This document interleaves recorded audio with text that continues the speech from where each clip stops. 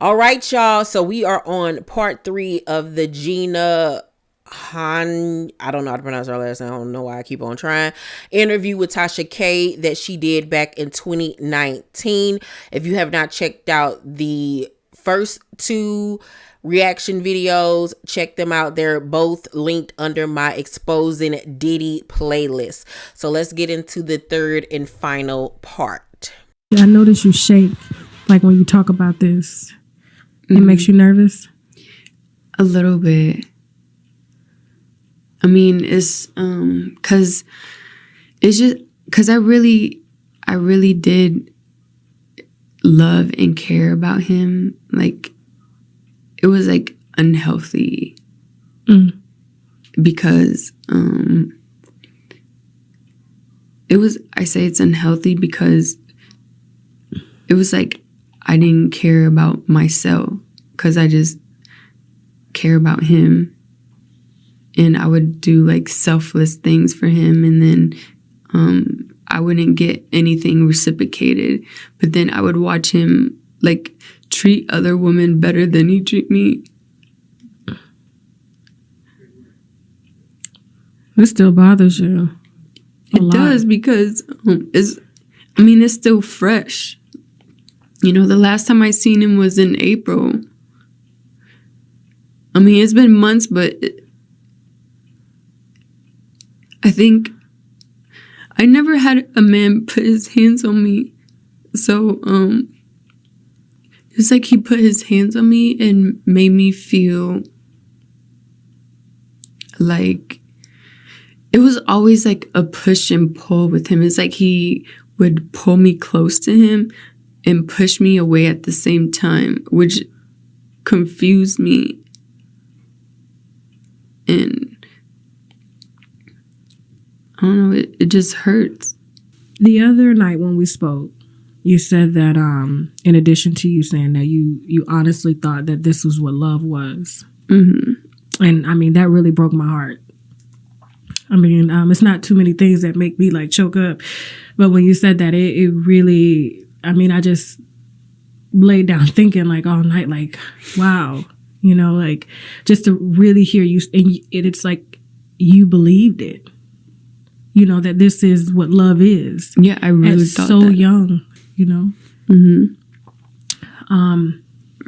You mentioned because you mentioned to me that he had done good things as well as bad things. And those bad things were the beatings that you allege and things like that. And so I wanted to ask you, when you compare those good things, because you shared with me, like he's, of course, helped you move. I guess giving you gifts and things like that.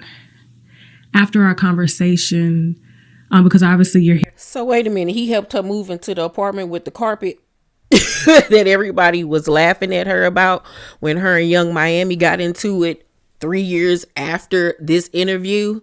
Is that the apartment? He helped her move into an apartment with carpet. And ain't nothing wrong with no carpet, but this was the old carpet. That tan brown carpet. Like, he couldn't help you out. That rent for Diddy is lunch for Diddy. Like, it's obvious he probably wasn't even helping her, like, with no bills and nothing, for real. I mean, but she was so easy to be with. Like, he ain't have to do all that with her. You know what I'm saying? But regardless, I mean, at the end of the day, whether he was helping her out financially is the least of her worries when he was over there jumping on her. Here now because you had to think allegedly. About it, because you weren't, you know, sold on like coming to tell your story. Yeah. What made you change your mind and come forward? He had like cut me off. Okay. When did he cut you off? He cut me off beginning of May. This year? Yes, this year. He cut me off and so I was I was just gonna like move on gracefully and like just let it go and like because I'm not like a petty, spiteful, malicious person. I was just whatever, you know. But then he like keep reaching out to me, hit me up on Instagram. I blocked his number, so he was just hitting me up on Instagram saying like, I miss you, call me. So finally, you know, I relapsed, and because I was missing him too, and so I reached out to him. I texted him like, hey, and we were talking like, hey, how are you, type of stuff, and then it like the conversation went left, like it always does. It went left, and he was like, you're so disrespectful, like you don't know what you did, like I've been helping you so many years, you and your daughter, and that's how you treat me. And he like not once mentioned or acknowledged. Yo, she got a kid? Oh, poor thing. God bless her and that baby. Oh, Lord. Because she grew up watching her mama get abused. Now, this little girl to watch her mama getting abused and think that it's okay. Oh, my word. I did not know that this girl had a kid. Anything that he's done to me. And it's like, I just had enough. Like, I don't know. It just angered me what he was saying. And I was like, you need to be held accountable for your actions, because I'm not the first and maybe not the last person that you're going to do this to. Everyone else had let you or allowed you to just get away with it, including me. And you need to be held accountable for your actions. And maybe, hopefully, this will prevent him from doing it again to another woman. It won't. And I know that. And another reason why I want to do this interview, because I know that there's plenty of girls out there who are young and naive and didn't know no better like me. And that's what old rich men prey on and try to manipulate them and abuse them. Not old rich men. Whoever's watching this, I hope like it opens up your eyes to the real truth. Like, yeah, he could say he loves you and this and that, but if he's putting his hands on you, that's not love. Did you ever, I guess, call the police or never? No, because I was scared. Did he ever threaten you? Like, if you were to say something?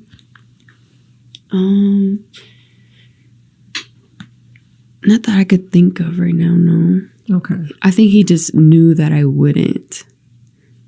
So explain, because I know a lot of viewers are going to be asking, because obviously the videos told a different story. They were under the impression that everything was all good between you and Diddy. And then when I got the call that, no, this was something that you intentionally did. And I just kind of want you to explain why you uploaded the videos of you and Diddy making out, and now everyone's under the impression that you guys are like this new couple, but this has actually been history. Like, I mean, this is history between you two. I did it out of spite because during the whole relationship, he made me feel like he loved me so much, and like he made me feel like we had like a special friendship and all that stuff. And like special friendship, girl. But like no one. Girl, if he loved you, it wouldn't even be a friendship. Like, girl, you was his little boo thing. Like, but he could get over with stupid crap like that with these little young, unexperienced, dumb, gullible girls. Like, she literally just said he made me feel like he really loved me and that I was his special friend. What the does that even mean? When he got a whole woman at that time that he was with parading around, had on his arm, but you were a secret, my love. No one thinks that. Like, I would get hate messages all the time, like from like fake pages, and I was just sick of it, and I was sick of him. Hate messages? What would they say? Like, so obviously there were some people that knew about you guys, but just not the public. Yeah. Okay. So what were some of those messages that you would get? Like stop messing with him. Like, you know, he's with so and so, and you know, he's texting so and so, he's liking so and so's pictures. You think he cares about you? No, because he's talking to plenty of other girls. Like, I would just always get those kind of messages. How do you feel now getting this out right now? I feel good. I feel like I said it, you know, because I kept it all in to myself. I had friends to talk to, and I would tell them, but I feel like they never really understood me. They're from Nebraska, so they don't know. Mm-hmm. So I kept it to myself a lot. And let me pause this. I will say this, knowing what we know, that even after this interview, she still messed around with him up until a year ago. Watching her speak, I believe what she's saying, but if you pay attention, like, we often catch her smirking. She did this out of spite. She did this to get his attention. She did this to try to hurt him, fuck him over, or whatever the case may be. It wasn't obviously a situation where she was like, I'm done messing with him for good. I really do want women to know, you know, that this man is this violent person. I think that she did want the world to know that. But I think that more than anything, she did this for revenge. Not even to not mess with him again, but to, you hurt me, I'm gonna hurt you. You know what I'm saying? And then to know that, like I said, right after this, I don't know how soon it was, but she went right back to being his secret. You know what I'm saying? It's unfortunate. It was driving me crazy, and now saying it, I feel freer, more liberated. Okay. Mm-hmm. That's good. Yeah. Now, are you under any sort of therapy right now? No, but I do want to start to talk to a therapist. Obviously, she didn't. Okay. We can help you out with that, like, you know, putting you in contact with some therapists in Las Vegas, because I do think, being that you experienced that, you know, it's like you were a child and you were, you know, in a very toxic environment, mm-hmm. and then you go into the relationship thinking that this is normal because this is what you were raised to see and think it was okay. So moving forward, to make sure that you don't make the same choices that you made, okay? And you'll be able to recognize the signs of when you see someone who carries those traits. Mm-hmm. Therapy will help you to really kind of pinpoint those factors and uncover you, so mm-hmm. that you'll be able to choose someone that will be able to fulfill your needs and love you like you should be loved, because you got a beautiful little girl. Thank you. She's so full of life. And we mm-hmm. want her to keep that life energy. You know what I'm saying? Because those are that's our future, you know. I have a daughter as well, and, you know, I make sure that I protect her because I want her to always keep that fire and that spark when it comes to life. And everything that you do, she will see and feel. She may not ever be there, but she can feel it when mommy's sad and when mommy's happy. Mm-hmm. So we need to make sure that mommy is always happy or able to cope when she's not, mm-hmm. to make her daughter feel like this is okay, this is a part of life, and we're gonna get through this. Mm-hmm. He's hit me in front of her once. Oh shit! He hit you in front of your child. Mm-hmm. Now I wonder how many women he's probably hit in front of his kids. None, because because he don't want them to see him like that. He has daughters. Like, why? That type of karma is real. You know, they may not be able to see daddy doing it, but they'll be able to feel it. Mm-hmm. You can tell, you know. And let me ask you something. When you said that he hit you in front of your daughter, how did she react? She was 3 at the time, and so when it was over, we went downstairs because we were at his house. So we went downstairs, and she's like, she calls him Poppy, and she's like, Poppy hit you? And she said that in front of one of the house manager, and she heard it, and I think someone, like, I'm sure someone said something to him because that was the only time that ever happened. But you think these people can't hear what's Is there going anything on you in the want room to say when to he him? whooping You your wanna ass? look at the camera and say the Diddy.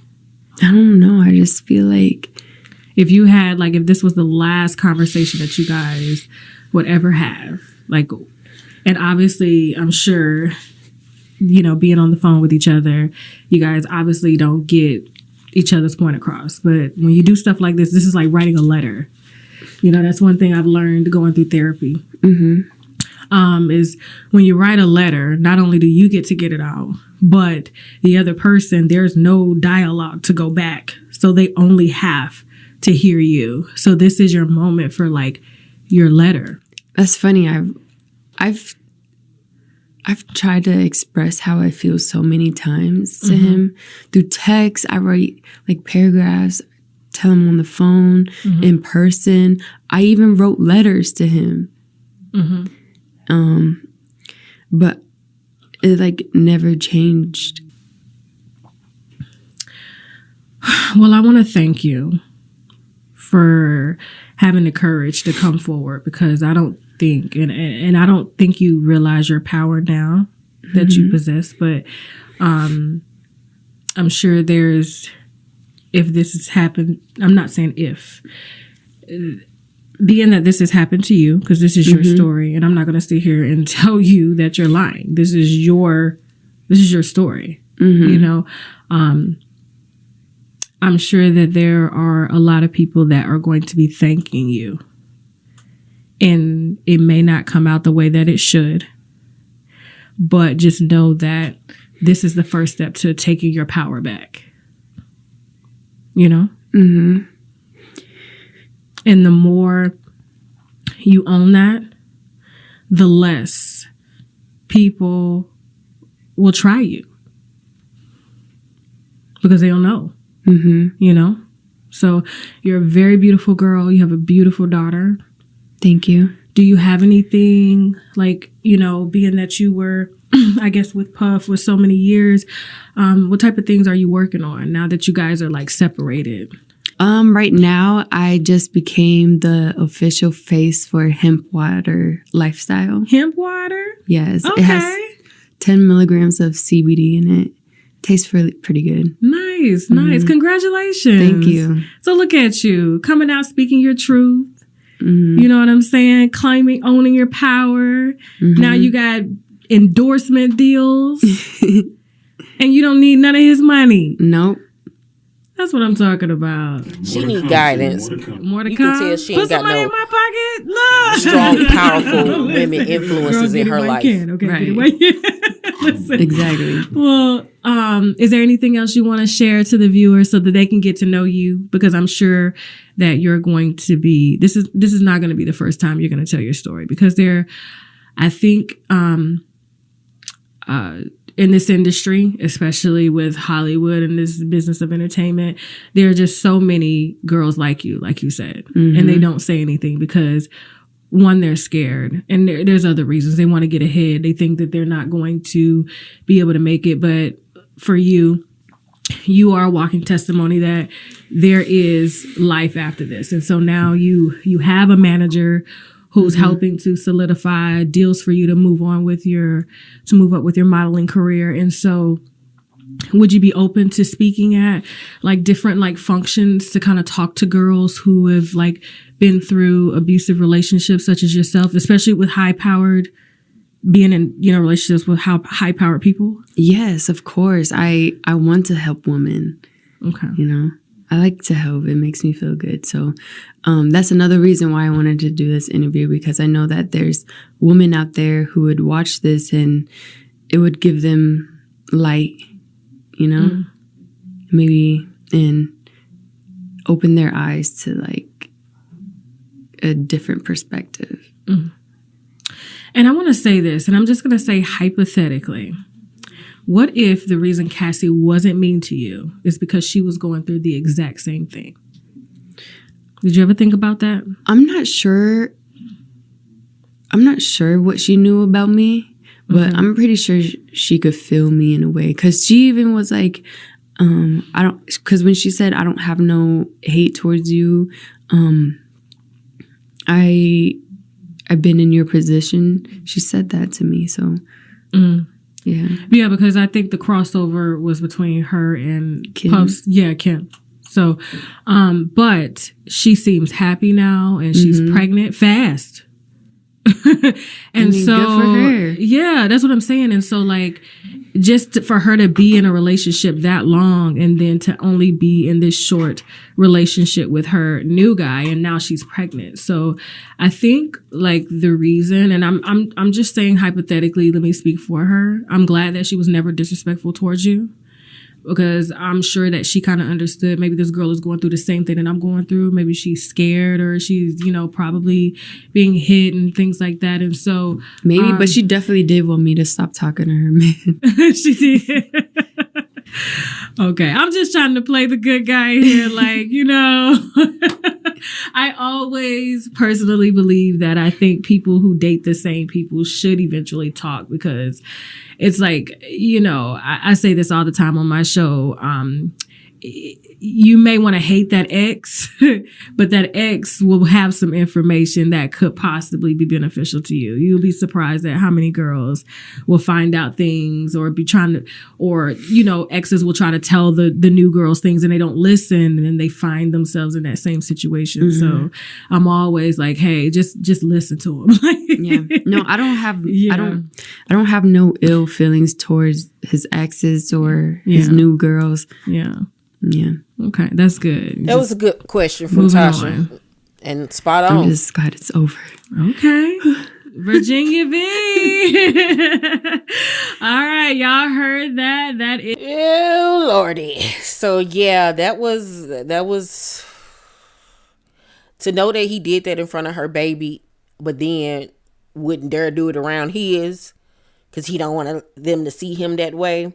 But at the end of the day, if you whooping people's butts in your bedroom, closets, or whatever, somebody's hearing, somebody's seeing, child. Okay. I'm pretty sure we saw it after the feds raided his house. They have cameras in that house. So security, somebody is seeing what this man is doing, and everybody's turning a blind eye to it. And it's sad. It really, truly, honestly is. That I firmly believe that people knew what was going on and wanted to keep their jobs and just shut up. You know what I'm saying? But I'm just happy that we know what it is now, and hopefully, prayerfully, he will be taken down for everything that he has done. And I hope that this young lady eventually gets help for her trauma and the things that she's gone through in her childhood and as an adult, so she can break the cycle for her own child and become headstrong. You know what I'm saying? Because you can tell she's very weak-minded, and she needs strength and encouragement and support poured into her. But you guys let me know what you guys thought of part 1, part 2, and part 3 of Gina's interview with Tasha K. Let's talk about it, you guys. I can't wait to hear what you guys think. Please make sure to thumbs up this video, subscribe to my channel, and turn on your post notifications so you know when my videos drop. I love you guys, and I'll see you on the next video. Bye.